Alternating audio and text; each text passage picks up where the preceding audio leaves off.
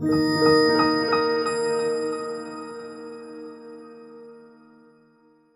everyone, my name's Laura Gao. I am local. I currently live in San Francisco, and my book is Messy Roots.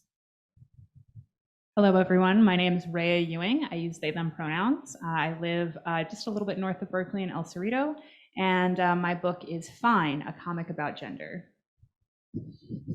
Hi everyone, I'm Maureen Burdock. I currently live in Santa Fe, New Mexico, and the title of my book that I'm going to be talking about today is a piece I have in COVID Chronicles, an anthology, and I also have a graphic memoir coming out this fall called Queen of Snails. Hi, I'm L. John Harris. I live right up the hill in North Berkeley, and my book is My Little Plague Journal. So I know that, we're here to talk about graphic storytelling, right? And that means there's a lot of great stuff to look at. And I'm happy to share that all of our panelists have some slides so that we can dig into the gorgeous, gorgeous illustrations that are at the heart, alongside with the incredible storytelling and writing of the works that we're going to be unpacking today. So we're limiting it to 3 minutes-ish per person, and we've all agreed to that. Why don't we go ahead and get started? Who has the clicker? It looks like we've moved on too far here. Do you remember who has the clicker? I do. Okay. All right. Okay, bear with us, guys. Okay. Our first slides are going to be from Rhea. All right, fantastic. I'm just gonna move up here so I don't have to play with the clicker, as you saw. Is this mic live? Hello. Oh, beautiful. Okay. So my name's Rhea Ewing. I use they, them, their pronouns because I am transgender and non-binary. I'm a visual artist and illustrator, and I am the author of Fine, a comic about gender. Fine is a over 300-page graphic novel about gender identity in the United States. It is both my story and also the story of people who I interviewed all over the US. I wound up interviewing over 56 people. Not all of those people are literally in the book because that wound up being too many pages. But the heart of what everyone shared with me is present in the book, and most of the people are there. The book, in addition to all of these interviews, covers, like I said, my own story. The two panels you can see on the right there are shots from rural Kentucky and rural Wisconsin, both places that I lived during the 10 years that I worked on this book. A lot of my interviews took place in coffee shops, in Madison, Wisconsin, in Dayton and Cincinnati, Ohio, in Minneapolis, and then I also did a lot of interviews online over Zoom before it was cool. Like I said, I spent a decade on this book. I'm still not used to saying it in past tense. As you just heard, I said I've been working on it. No, it's done, it's out. And you can imagine in that time the visuals have changed a lot. So when I first started this book in 2012, this is kind of the sparse art style that I was originally planning on going with. And as you can see, my approach has evolved significantly since then. So as I said, I interviewed a huge variety of people. One of the reasons why the book took so long is because I realized that to get a complete picture of gender, I really needed to speak to as diverse a range of folks as possible. And I did not succeed in getting the most diverse range of folks possible or a complete picture of gender. I realized that that would take me a lifetime to do. And it was more important and more pressing that the book be released now. And given the legislation that we've seen that so far this year, I feel I stand by that decision. But just know as you read it that there are voices missing from this book, and that no relatively brief text like this should be considered complete. So I'll kind of groove along here. Like I said, I drove all over the Midwest to conduct these interviews in my little Ford Escort station wagon. I was self-funded. My little Ford Escort station wagon broke down often. I had to fix it. there was some swearing involved, but it all worked out in the end. And kind of my process here was from interviews. I would transcribe them into this really thick document that I had. You see the thud there.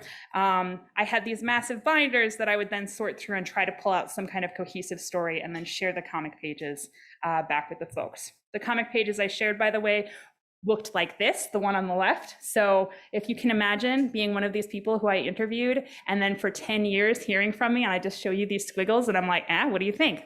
So thank you everyone for being patient with me for there. And I just kind of was in this cycle for several years until I connected with my agent, Anjali Singh, who really encouraged me to start folding my own story into the book, which I had initially been very hesitant to do for several reasons. One, I know myself, so I think I'm the least interesting person in the book, but I am a little bit biased. I suppose I already know that story well. And the other more important factor is that relative to most other folks in the trans community, I am remarkably privileged and therefore also remarkably short-sighted in my perspective. I am white, I am able, I am transmasculine, I was assigned female at birth, which has its own intricacies, but with regards to gender nonconformity, people who are perceived as women generally are less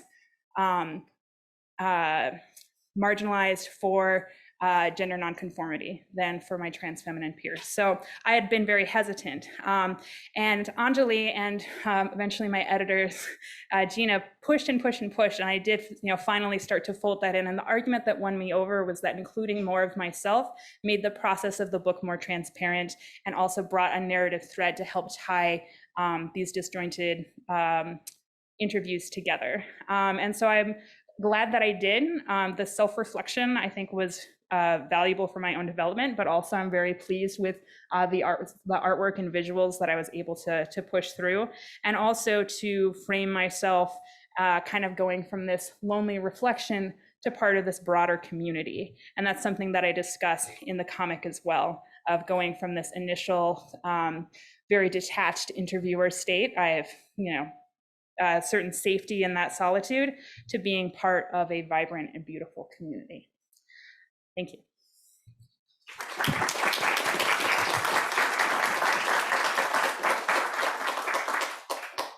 All right, thank you so much, Rhea. Next we have Maureen.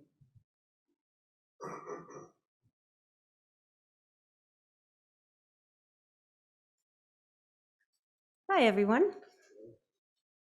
I'm going to use some notes because I do better with notes. Of bats and snails and human woes. So amid all of the uncertainty brought about by the COVID pandemic, writers and artists from around the world continued to make comics, and commenting directly on how individuals, societies, governments, and markets reacted to the worldwide crisis. COVID Chronicles collects more than 60 such short comics from a diverse set of creators. My contribution to the anthology, The Right to Breathe, connects the dots between the pandemic, the health of the social body, systemic racism, and political issues such as rampant nationalism coupled with corporate greed. It also shows the connection between human problems and non-human animals' loss of habitat, hence the bats. I show the connection between police brutality towards people of color. So George Floyd, for example, who was literally deprived of his right to breathe. Systemic racism, of course, manifests itself in so many ways, from police brutality to economic disparities that help determine which communities are most devastated by the virus. The most vulnerable human populations and also non-human species are too often exploited instead of protected by greedy corporate and political interests around the globe. I point to the connection between environmental injustice and the pandemic. Because of their loss of habitat, bats are coming into closer contact with livestock and thus humans, so it's more likely that we're going to get zoonotic diseases from creatures like bats. I also point out that there are two intersecting curves. So the curve of infection, the curve of COVID-19 that we were trying to flatten, remember, in 2020 especially, that was a buzz phrase. And then there's also this curve of corruption. And when the two intersect, it becomes disastrous. Beyond making these connections, though, the story is solution-oriented, and there are so many ways to intervene to help flatten the curve of corruption and the curve of COVID, of course. Protesting, as many of us did and do, supporting one another within our communities, and electing more compassionate leadership.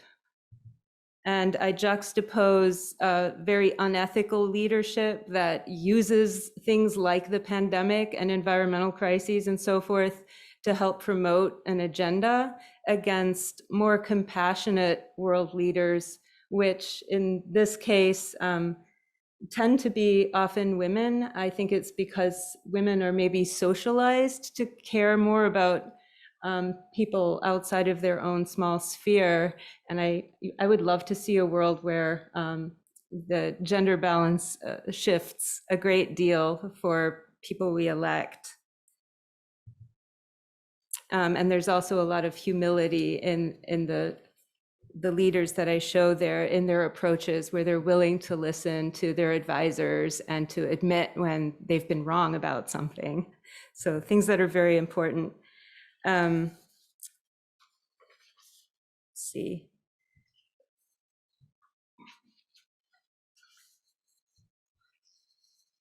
So I urge for a grassroots approach to combat these political and environmental issues.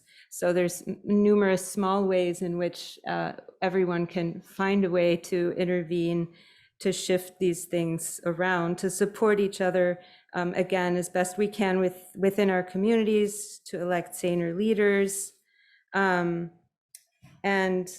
to keep each other safe and protest injustice whenever possible, so that everyone has space to breathe. And then just briefly, I also want to talk about this Queen of Snails, my graphic memoir that's coming out this fall. And so it's my own story. I was uprooted from a seemingly happy childhood in Germany and set adrift in the Midwestern United States. I was raised by a kind but neglectful mother who loved Jesus more than anything else, and a stern, disinterested grandmother who continued to wax nostalgic about Nazi Germany. Growing up queer and isolated, I often felt unmoored and unloved. Years later, I returned to reflect upon my complicated past. Queen of Snails follows younger versions of myself through time and memory in my quest to untangle the trauma passed down to me over 3 generations of women. Part memoir, part family history, Queen of Snails examines and transmutes the emotional baggage of violence, abandonment, and displacement. Biological and geological metaphors like snails, diasporic plants, and tectonic shifts are woven throughout my story about displacement, transgenerational trauma, and healing. The book is also a testament to the power of art and story to transmute difficulties. And I'm just going to read this out loud to you to conclude. So this is a scene from when I was about 18 in Chicago, when contemporary German expressionist artist Anselm Kiefer's work came to the Art Institute. I asked my mother to write me a note so I could miss school, and she did. The exhibition included literally tons of enormous paintings and objects, many with the added heft of materials like tar, horsehair, copper, shellac, and lead. And I'm thinking here, this work makes me think and feel at the same time. This is what matters, transmutation, a reckoning with the past. Art should move people, make things change. Also, look at the way he painted that wood grain. And then leaving, I'm thinking, this is what I must do. This is my purpose, to make art that helps people think and see things differently. So Queen of Snails is ultimately a story of finding a sense of home and belonging without subscribing to racist and nationalist agendas. Somewhere between the embodied past and the future worlds of which we dream lies home, a process of continual reckoning and reinvention. I don't need to belong to a particular religion, group, or nation to find purpose and contentment.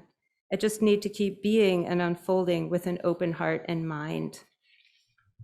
Thank you so much, and please find me online.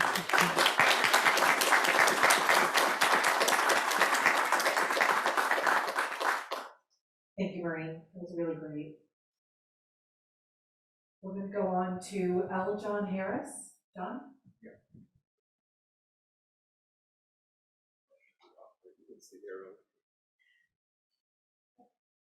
Looks like it's going to be that one right there. Let's just try it. Yep, that's it. Go back there. Okay. Hi. So my book, My Little Plague Journal. It's a book. It's really a document about being isolated for a year. And because I'm sort of a food writer, my history is in food writing and cookbooks,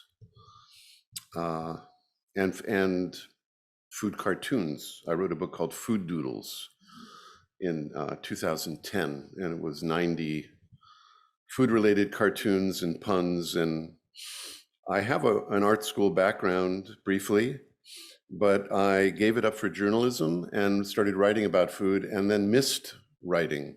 I missed drawing. So I went back and started doing these very primitive little line drawings called Food Doodles. And I had a byline in a few Bay Area magazines, and each issue would have one of my cartoons.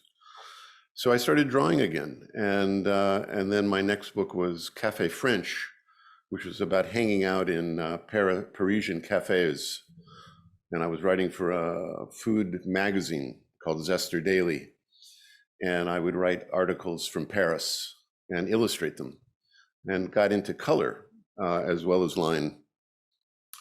And so I was supposed to be writing a book in March of 2020. All of our lives came to a stop, more or less. And the book I was working on, or about to work on, was a history of the Berkeley food revolution, because of my relationship to the so-called gourmet ghetto just north of here.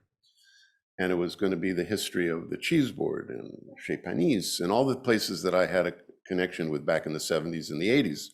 But that came to a stop because I couldn't write about restaurants when they weren't open. It just didn't feel right. So I just started recording my thoughts, my life as an isolated bachelor, and started drawing and connecting the dots. You talked about the connection between the virus and politics. A lot of my book is about that connection. So let's see what happens when I go up on this. Did I go up? No. The other one, the one on all the way on the right. Okay. So I start off my book with this this little quote from Robert Frost. And there's a lot of memento mori in my imagery. And that's the expression, remember you must die, gather ye rosebuds while ye may, carpe diem, tick tock. And the potato suddenly became, sorry about this. So I started documenting a potato in my isolated world. I think we all remember buying staples that would last us a long time, like toilet paper. And potatoes were one of the things that I stocked up on, although I ordinarily try to avoid potatoes because I'm usually on an anti-carb diet. But the potatoes seemed like a great thing, and one of them was sprouting, and I put it up on the ledge in my kitchen window, and I started tracking its development over time and began to see it as a kind of a clock, a kind of a COVID clock. So I called it my pandemic potato clock. And I started identifying with a potato because I started to sprout things on my body. I had a growth on my lip that had to be removed by the skin doctor. Luckily, it was benign. I had another one on my eyelid. I even have a little one right now on my cheek. So I started identifying with the potato. And then I started reading about the plagues of the past, because I thought that our plague, the pandemic, the COVID pandemic, had a relationship to past. Well, it certainly was the biggest thing since the 1918 Spanish flu. But I started to compare our pandemic with pandemics past and realized that pandemics and plagues are named after the effect of the pathogen on the body. So in the Black Death of the 14th century, bodies turned black. And that's partially an explanation for why it was called the Black Death. The French cholera pandemic of the whatever century, 1600, when was it? It's in there. Anyway, it's in there, I can't remember. Body parts would turn blue because it was not the bubonic plague, it was cholera. And then the Spanish flu, you read reports and bodies were both black and blue. And then I decided that our pandemic had to be red, white, and blue, because I named it after Donald Trump, because I feel like he owns this pandemic in the United States because of his neglect. The next thing I did was start tracking masks. Now, I know you remember that masks were hard to find and everybody was knitting masks. One of my son's has a girlfriend, not one of his girlfriends. His girlfriend was sewing up masks like crazy. It turns out they weren't that effective, but I started thinking of ways for masks to become more interesting. So this one was when we were starting to believe that the pandemic was easing. And I thought, how can we recycle masks? So this was my idea. I'm going to try this again. So again, the connection between Trump and the virus and his refusal to wear masks, I realized that his lame duck status would be appropriate for a drawing about him with a mask that he will wear. I did a lot of study of the virus and its biological structure of viruses. And there's a chart in the book that compares Donald Trump as a virus to the actual qualities of a virus. And it's an amazing connection. I won't go into it, but I had a biochemist look at it and he agreed that it was fundamentally correct, that he represents a virus. Just the idea that they come back a second time is enough to scare the hell out of me. I tried to eat out as much as possible, but it was almost impossible. And when we were able to start eating out again, we still had to maintain a 6-foot distance. But how do you maintain a 6-foot distance when a table is at most 3 feet wide at a cafe? So that's when I had the idea that utensils would have to get longer. And you'd pull yourself away from your dining companion and you would eat from a distance. And John, I'm not sure how many more you have, but could we do 2 more slides? I haven't gone on as long as the other folks. I'm done. My clock says you have, but No. please take 2 more. Okay, I only have one more, and that's my potato. At the end of the cycle, during the course of the book, I documented the potato. And I think that's it. That's great. Thank you. Okay, thank you.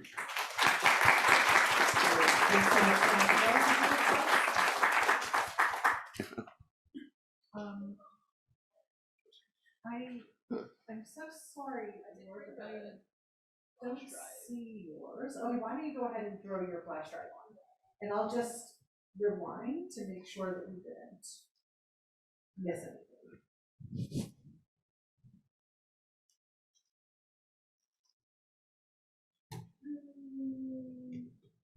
Yeah, okay. Hopefully we'll be able to get you through your flash drive. All right.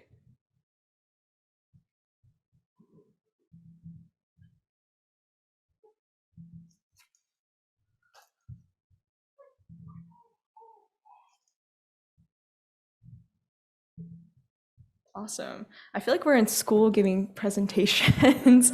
We're rotating around, but mine's pretty short. I just have a bunch of pictures because I figured everyone loves pictures and we're all telling graphic stories. But my book is Messy Fruits, And this actually came about in 2020 at the start of the pandemic, where it was the first rise of COVID. And also, since I was in San Francisco, unfortunately, I witnessed firsthand the rise of anti-Asian racism and attacks that was going on in the city. And it hit me particularly hard because I am from Wuhan and most of my family is still there today. And so while all these attacks were happening, I was worried about that, but also my family in Wuhan and like, dealing with the lockdown and like, how are they going to survive the pandemic as well? And so I had put all my emotions into this webcomic called The Wuhan I Know. And I published that just posted it on Twitter. It was a love letter, not only to my hometown, but to my people, and also detailing the racism that I had felt as a kid and now again in San Francisco. And lo and behold, that comic went viral. It was featured on NPR and HuffPost, and that's actually how my book came out of it. I got a book deal with HarperCollins and spent the last 2 years detailing my coming of age as a queer Chinese American who immigrated from Wuhan and then grew up as in this small town in Texas called Coppell, which is quite conservative and predominantly white. And in the end, it goes into a story of just love for your own identity. As I graduate from college and then moved to San Francisco later, I'm able to find my community and my found family of other queer Asian folks. So here are some of the spreads that you'll see in the book. This is a folktale, a Chinese folktale about Chang'e flying to the moon, and that was an allegory for me, kind of like, running away from each home that I was in, never really feeling like I belonged anywhere. And as I went through the book's actually divided into 3 main locations. There's on the left, you can see that is the small town, like the suburbs in Texas I was in. The middle is Wuhan, and then the last part, as everyone hopefully knows, is San Francisco. And I worked with another queer Asian artist named Weiwei Xu, who colored my work. I wrote and drew it. And she and I were both able to get the essence of each location and the mood that it had on me during my life through the 3 different color schemes you'll kind of see throughout the book. So here's another panel for San Francisco. This is me and my roommates moving there after college. We lived in Japantown. Some more spreads here. These are all the Chinese diaspora candies I grew up with and my cousins and I had. And this is us reminiscing about how the countryside in China that we grew up in Wuhan was slowly being changed and like slowly modernizing. And as we notice, as the city is changing, we are too. And therefore we both have to accept each other for who we are now.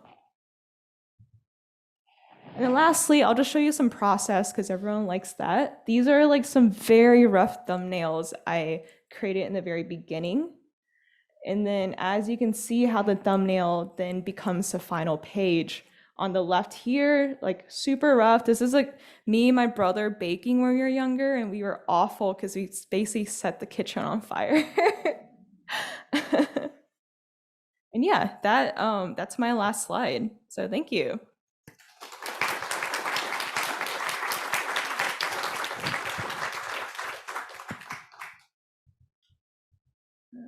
I'll go back to the song. Thank you so much, Laura. Yeah, of course. I hope you all enjoyed just seeing some of this work come to life as much as I did. I had the distinct pleasure and enjoyment of reading all of these incredible artists' work over the last week. And I'm a big comics reader, I'm a big graphic novel reader, and this was just one of those moments that made me feel so excited about both the present and the future of this medium, thanks to the work that you all are doing. Audience members, I want you to rest assured that I'm going to be leaving time for Q&A. I think Q&A is often the best part of these conversations, so we'll hopefully be doing a lot of it. To kick things off in terms of our conversation, I have a question to put to all of you.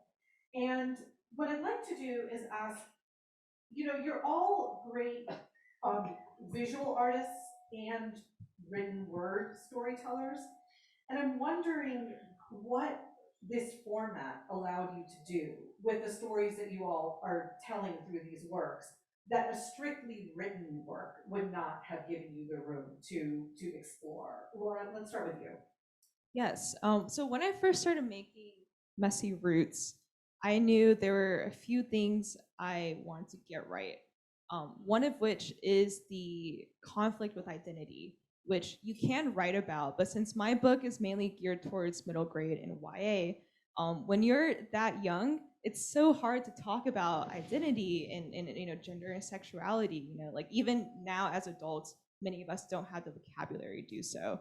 But I wanted to showcase that through art. And one of the ways I do so is I use the allegory of like a symbolism of this rabbit spirit that Laura throughout the book faces during different times of her life whenever she's come with a identity crisis. And this rabbit spirit sometimes looks menacing and sometimes it looks supportive. Sometimes Laura has to kind of stand face to face and be able to confront it for what it's worth.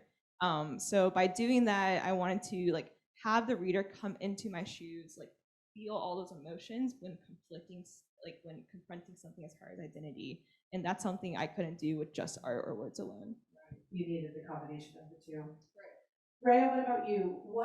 And your format is, all of these formats were really quite distinct from each other, but your format is a series of interviews that you have presented in graphic novel and graphic memoir form. So what was it about the words and pictures together that the straight interviews, like a Svetlana Alexievich book, right, which is just interviews strung together to talk about life in communist Russia? It's a similar approach, but she's lacking the pictures. What did the combination of these two art forms do for this story? So gender is a very dense topic. There are a lot of really wonderful texts out there, and those aren't necessarily as accessible to everyone. Something I love about comics is that you can convey a lot of information in a pretty dense way without it feeling too dense. So I'm thinking about everything from like the middle grade science comics to like the more serious journalistic work of Joe Sacco. In addition, since much of my book focuses on the transgender community, allowing people to be visible, but in a way that each person chose was powerful. Trans folks, we tend to kind of operate in this space of either being invisible, not seen, not counted, not empowered, or hyper visible, which is the same lack of power, but with all of the visibility and the danger that that visibility brings forward. So by drawing portraits of everyone, I was able to allow each of my participants to choose if they wanted to be drawn as close to a likeness as I could make it, or if they wanted to have more of a persona, or if they wanted to be a superhero, or if they wanted to just be drawn with a paper bag over their head because no level of anonymity felt enough. And having that flexibility specifically through the comic was something that I hadn't initially expected when I started the project, but turned out to be a real boon in the creative process and in making sure that I handled all of my interviewees with as much respect and care as possible. Thank you. Maureen. Oh my gosh, I don't know where to start. I love comics so much. I think I started making them because they make things accessible. Like you were saying, Rhea, I think. It's much easier for people to look at what would otherwise be just painful and difficult to look at. But also, in particular, when working on memoir, there's something really magical and transformative that happens when I draw, and I'm sure I'm not alone in this experience, where you actually can see what's in your head. Stories sometimes get really entrenched and sort of dig yourself in. You have these records that play over and over.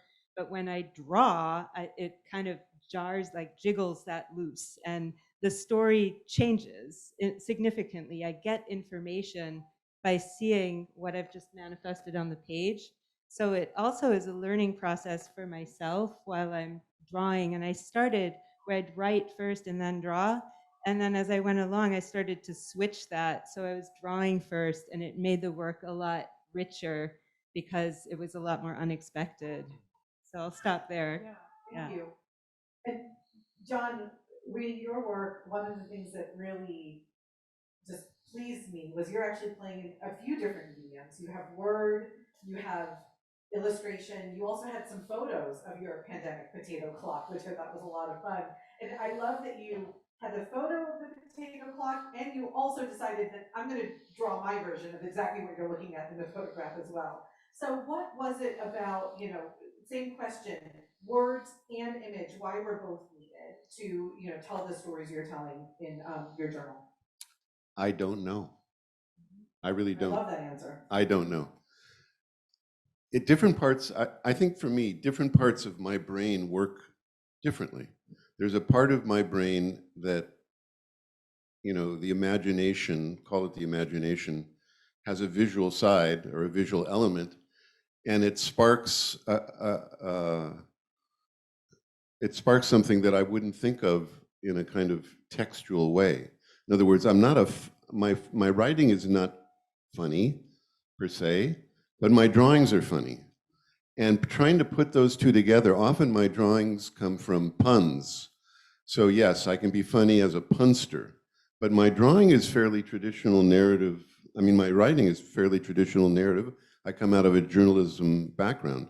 But when I get an idea, a visual idea, then I can play with the text and the drawing. Sometimes one triggers the other. Like you say, you switched midway. So yeah, for me, it's just a different part of the way I express myself. I love to talk, I love to write, but I also love visual imagery that goes somewhere beyond what I do with my prefrontal cortex. I think the drawing comes from a different part of the brain, probably more related to the limbic system that has to do with memory and smell and so forth. So yeah, basically that's as best as I can put it. Yeah, thank you to all of you. I really enjoyed your responses. So, this is a panel on graphic memoir. I'm sure there are some people in the room who are familiar with Scott McCloud, cartoonist in his own right, but a comics artist who's gone on to become best known for his comics about comics. He's exploring the history of comics, the theory of comics, what he calls the visual magic of comics. And Scott has this book, Understanding Comics, and he's really breaking down what you're seeing on the page into its technical elements, for lack of a better word. And that's through Scott's work here is how I learned that the panel space, the spaces between panels are often called the gutters, which I really like. They're called gutters. I've never heard that before. Laura, in your work, in Messy Roots, I was reading all of your books, actually, soon after I happened to finish Understanding Comics, and then this wonderful opportunity came along, and I was paying attention to layout while I was reading all of your work. I noticed that when the character that represents your father enters the story, enters the page, you're doing something really interesting with the gutters. You're using them a lot more. This is a relationship, as it's portrayed in the book, that as you get older, become more independent. This relationship becomes more complicated. It becomes harder to connect, and you're putting a lot of space between yourself and the character of, your father. Single panel, single panel, single panel. I'm interested in hearing you talk about technique and layout and how you're leaning on and playing with these forms when you're trying to get a point across with story. Yes. Yeah, I wish I can put some of those up so people can kind of see the technique as I talk about it. But panel layout is my favorite part of the process. And I like to use the panel not just as a panel, but part of the art itself. And so when I talk about my dad, who we've always had a very rough relationship, I think him being a bit more old school and also immigrating from China, there was a lot that he didn't understand about me and vice versa. And so towards the end of the book, there is this one scene with him where we actually start to open up to each other. He mentions how during Christmas he gets really angry, not at me, which I had originally thought, but because he was afraid of getting laid off, and that meant we would get deported because we weren't citizens yet. And as we're opening up about this, it's a scene where him and I are like cooking together.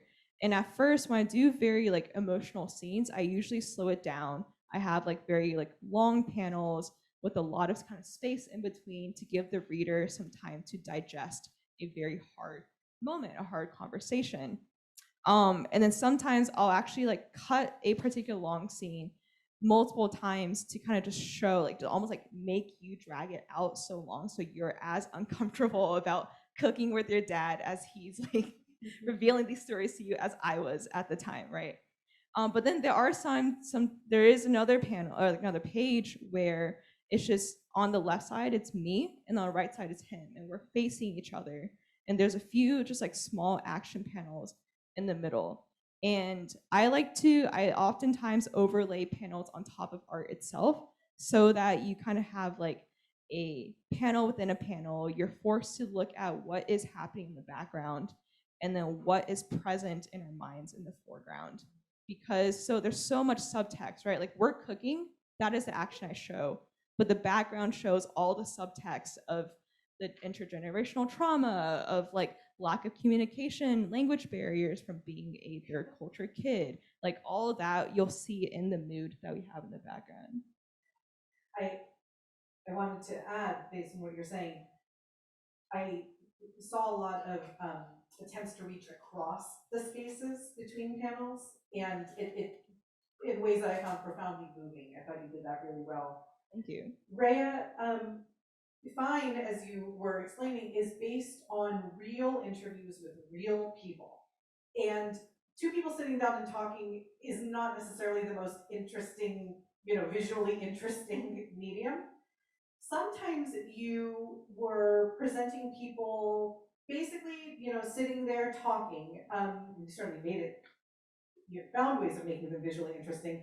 For the most part, they're just kind of sitting there. I get it. Ginger, for instance, one of your interviewees, is a woman, is a person who identifies as, as feminine, and she's kind of shifting in her chair as she's answering, your questions about gender. Then sometimes you have someone like Daiquiri, who starts out, they're in their room, they're answering similar questions about what is gender, what is the body, what's the difference, and then on the next page, they're floating in space, and you're leaning on that visual magic of comics, and they're suddenly this like atmospheric, ethereal being. You were talking a little bit about, a few minutes ago, about how you chose to portray different people. Say a little more about, when you decided to kind of play it straight, as it were, with the illustrative style, and when you decided, I'm going to take some liberties here. That's a wonderful question. So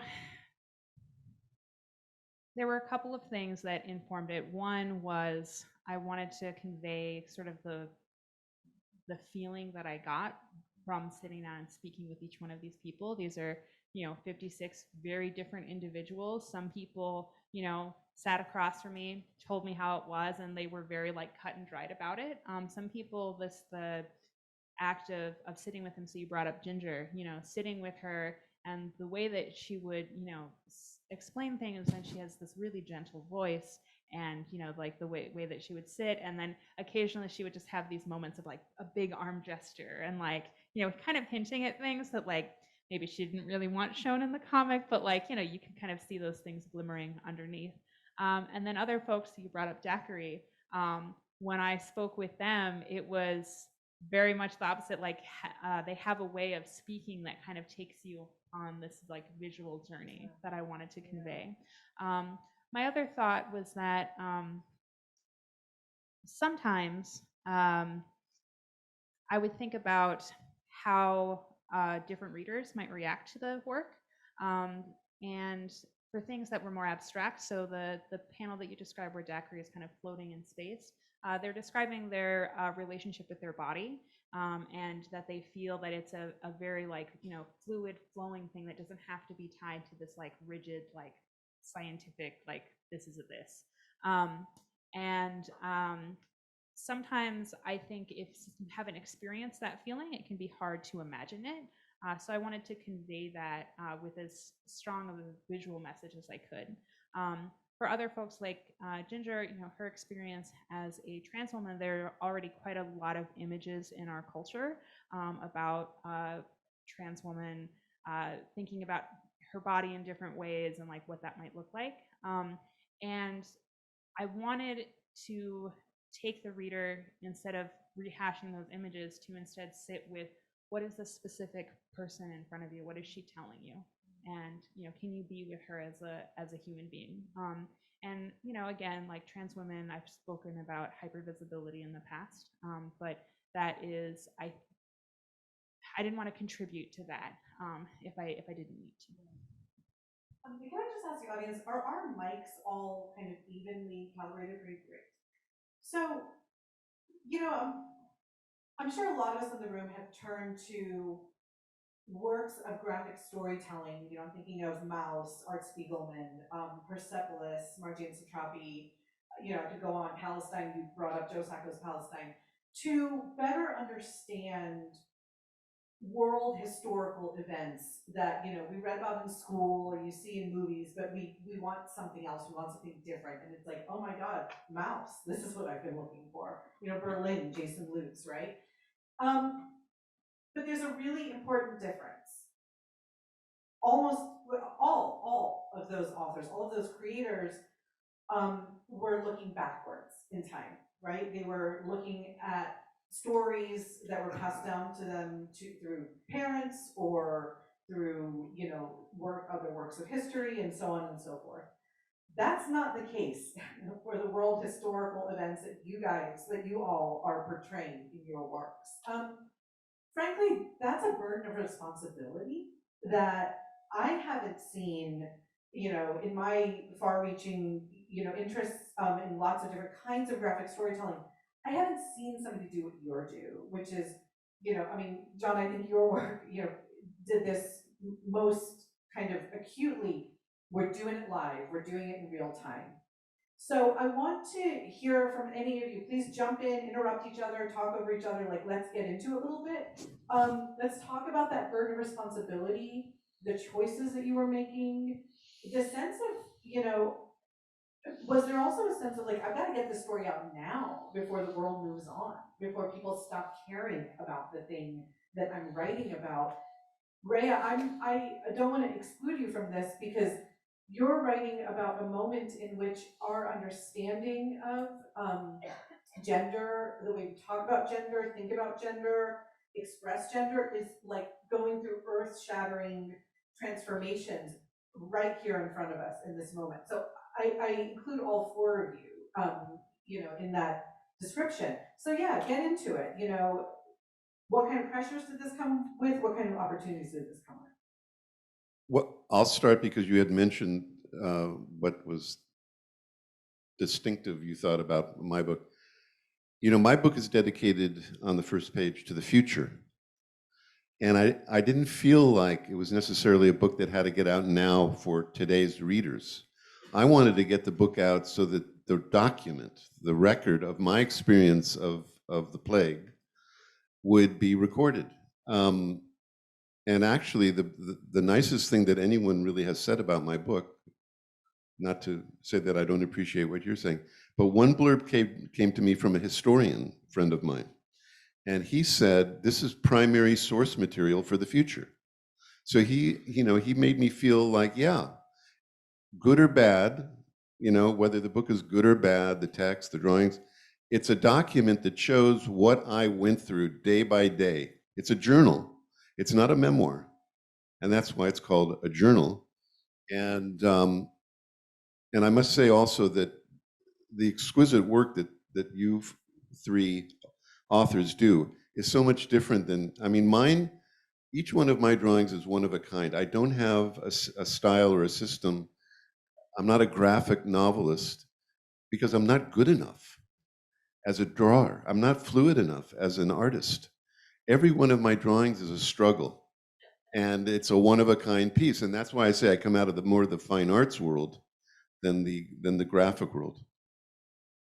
But I am jealous of you guys because you can turn out panel after panel after panel I mean, I had to even invent my own script because I don't even know how to create comic book. I don't know I don't even, maybe you can tell me now how to do it. I had to invent my own handwriting, and I don't like my handwriting, but I made it as, as good as I could. Well, I misunderstood when you said script. I thought you meant like writing out the whole script ahead of time before you do the No, drawing. no, no, no, I meant your handwriting. Okay. Yeah. Okay. Yeah. Well, I was just going to say I handed my editor that scribbly panel, that page that I showed all of you earlier in my slides. My editor got over 350 pages of those to sort through because I was working straight to thumbnail. The script I actually initially was just going to use a generic comic book font, and then I was along with the memoir parts of the book, folding those in. I was encouraged by some folks on the production team to incorporate my own handwriting. So I developed a font and kind of went from there. Yeah. I'm sorry if anyone here is hard of hearing. I'm doing my best to keep the mic close to my face. If I say something and you miss it, like wave your arm in the air, and I'm happy to repeat. Well, just to answer your question, for me, it's often a form of activism. So I started making comics because I met a group of guys in Juarez, Mexico, and they invited me to collaborate with them. And I saw this enormous potential for reaching a larger audience than, like an art gallery, for example. And so at the start of the pandemic, for me, it was partly personal stress relief to be able to draw about it and try to make some of these connections, to try to make sense of not really, you can't make sense of the insanity with the protests, the incredible hostility towards people of color, everything that was going on kind of simultaneously crashing together. So just untangling that for myself was important. And then I also felt like if I'm perceiving this and trying to figure out how this all connects, then everybody else probably is too, or a lot of other people are too. So it could be useful.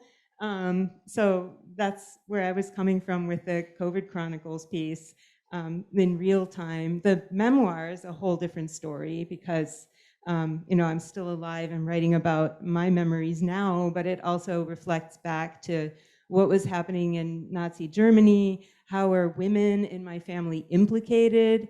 How does this speak to us today with some of the resurgences of rampant nationalism and xenophobia? So I think it's still timely bringing that into now and understanding how things do repeat themselves, unfortunately, in different forms.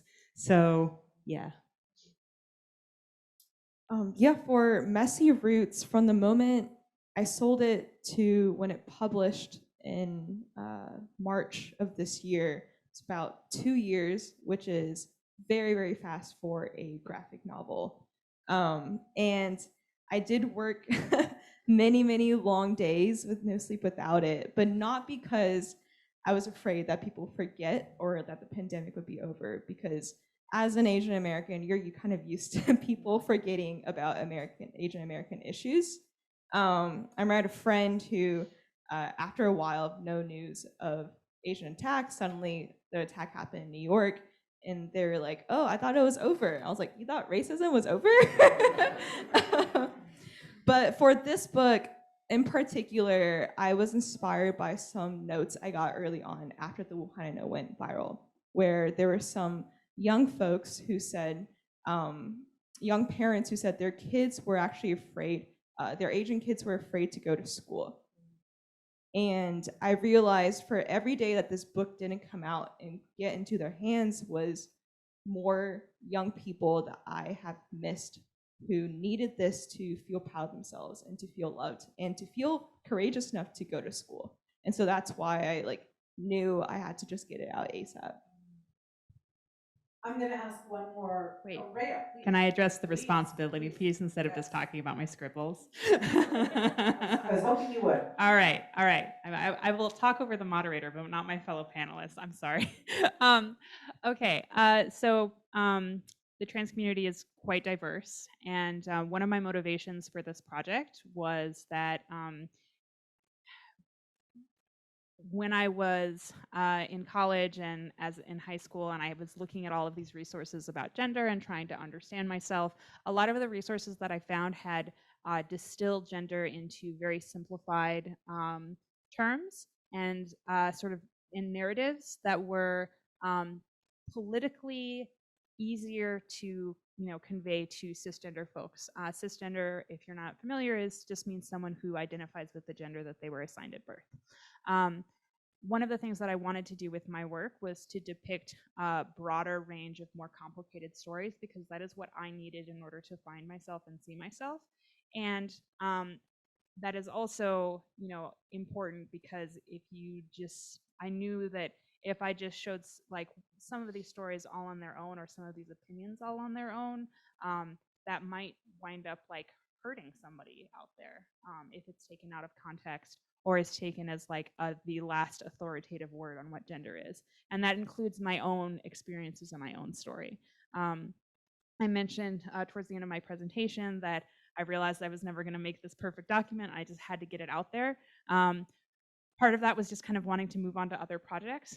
But a big part of that was realizing that some of the youth who I interviewed at the start of the project had graduated college and were young adults. And that kind of the window that I was imagining for myself of like who the confused high schooler that I was, like those kids were growing up and moving on, and I didn't have the opportunity to reach them. I had hoped that my book would be politically irrelevant by this point. The last few months have been pretty rough on that front, but it just makes me all the more glad that I did. And particularly during the publication process, there were some like moments where I could have gotten really fussy with like getting this just right and this just right, and I'm glad that just getting it out there, the expediency was more important. So. Thank you for interrupting me. I want to open things up for audience questions at this point. Do we have a way that we want to do that? Do we have a mic? Yes. Okay. It's my mic. Okay. So here's what I'm going to do. I'm going to get one last thing before we do that. I want to do a quick lightning round question. And what I want to ask you is, what's a work of graphic storytelling, any kind of work that incorporates words and pictures, that you recommend that people, try to get their hands on and read as soon as they can? I'm going to start while you guys are thinking, because that's not fair to just put that on you. I'm going to start and say, mine actually isn't words and pictures, it's just words, but this is American Comics, A History by Jeremy Dauber, came out this year. It's a really, really good history of comics in this country, Civil War forward. It's incredibly inclusive, it's incredibly well researched, and some of the works that he's helping to preserve here, I'm sure like 5 to 10 people still remember that some of these works exist, and they were really, really important for the medium. So I want to champion and cheerlead and shout out American Comics, A History, Jeremy Dauber. Laura? Yeah, I'm going to shout out Malika Gharib, who her blurb is on the front of my book. And her book, I Was There, American Dream, really helped me with messy roots. And she's also coming out with a new one soon. Also more graphic memoir about her identity with her, Filipino Egyptian heritage. So check it out. I'm going to do a shout out to Blue Delaquante's new book, Across the Field of Starlight. It is a very different genre from my book. It is a it's a science fiction story. But what I like about it is the way Blue handles gender and queerness in a thinking about post-scarcity society. And like, I don't know, it's really wonderful to see queer and trans characters handled in really complex, messy ways.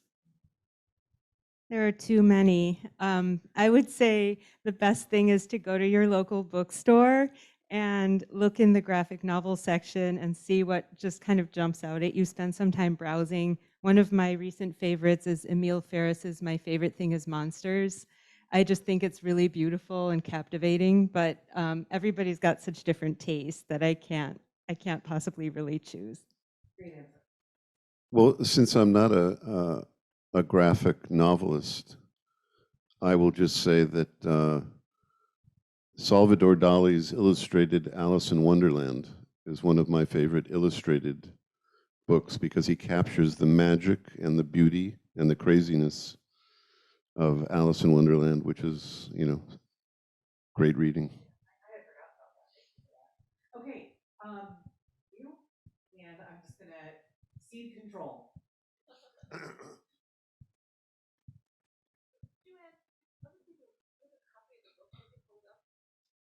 If you don't, I do. I had all of your books. I came woefully unprepared. That's okay. So here is COVID Chronicles. So you can check that out. And Maureen's on 203. She's on page 203 of this anthology COVID Chronicles, which is out from what publisher? Graphic Mundi. Oh, okay, Graphic Mundi, cool. Here is Messy Roots, a graphic memoir of a Wuhanese American. And who's your publisher? HarperCollins. Okay, great.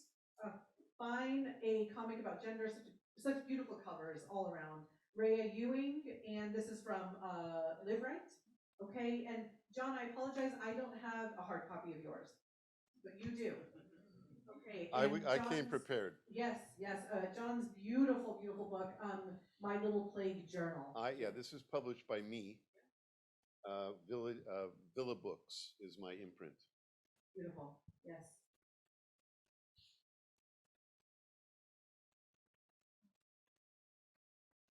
First of all, thank you. Amazing. So I come purely from the memoir writing world. I don't have a artistic doodle bone in my body. And so I already start with confusion. So we're here for graphic memoirs, then you're talking about reading a book about comics, and then you do make the distinction between memoir and journal or chronicling, which I love. But then we also throw out the term graphic novel, and I like sit here saying, okay, but what's what? Because I come from a world where we're really defining what memoir is. So what is comics versus all of this? And when is it graphic memoir? I know when I think of graphic memoir versus graphic novel, but you just are throwing the words out as if they're synonymous. Well, I'm happy to take this one. So it is confusing, but I think the broad category here is comics. It's words and images sequentially somehow placed together. It's confusing when you talk about graphic novels because none of us have actually written a novel. So another word that's been used more frequently by comic scholars is graphic narrative, which can be anything within the broad genre, and then within that you have sort of the same distinctions that you have in the literary world outside of comics. So graphic memoir, graphic histories, graphic nonfiction. There's all these different categories. So and it continues to grow, I think, because it's just exploding. So is that helpful? I hope. But then there's the line where the side of the line I'm on, which is I'm not a graphic novelist or memoirist, or because I don't follow that pattern.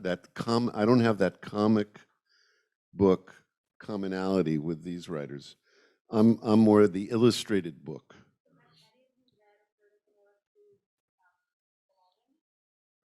Yes. Well, I think the lines are really blurry because a lot of people would look at your book and say it is a graphic narrative. You've got your images, you've got your text.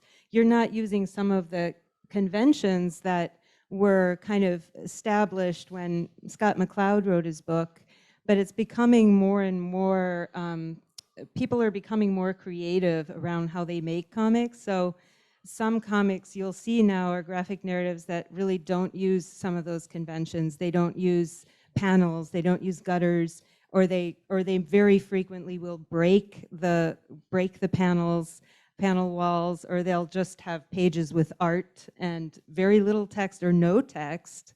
So Nora Krug is somewhere between, I think, a heavily illustrated, what is it? It's nonfiction, right? Memoir, and a graphic narrative or a graphic memoir, I would say. It kind of straddles the border. She's an illustrator. I think she identifies as an illustrator. Your question is a vindication for me because my husband urged me to strike my first lightning round question, which I was going to share with you guys.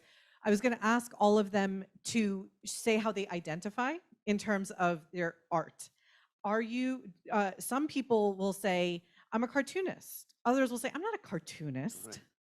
Some people will say, I do comics. Others will say, I don't do comics. So I was interested, and maybe we will just very quickly, one word, one phrase, how do you identify? I'd just say I'm an artist and writer. Visual artist, graphic novelist. Same thing. More or less the same thing. But a little bit less. To other questions, but I will just say, if you're interested, there's not just one line. John said, I'm on the other side of the line. There's lines and there's squiggles, and then they kind of circle back on themselves. And a big part of what's interesting about this book is he gets into the fight. Some of it is publishing, some of it is copyright, some of it is distribution. The artists themselves, lead kind of rebellions and say, no, we're not this, we're that. But oh wait, never mind, we actually are that. So your question, it's taken him about 600 pages to answer that question. Yeah.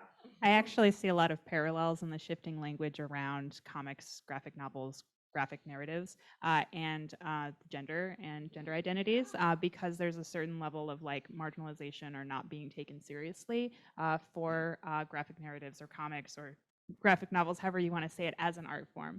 It can be kind of looked down on. So I think you see the language shift more as a result.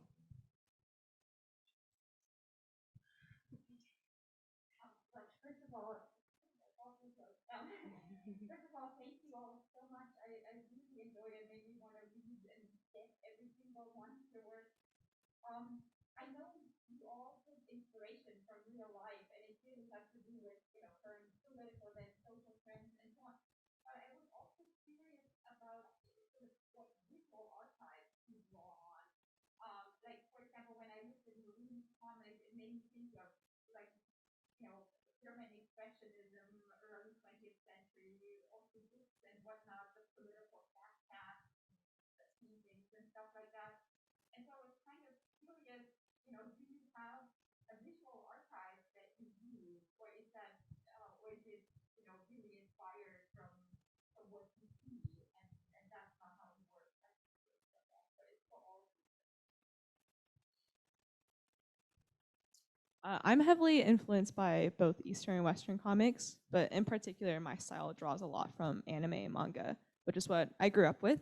And so when I first started, I had like a kind of like an inspiration board, like an image board of a bunch of different things that really inspired me, and especially around the color too.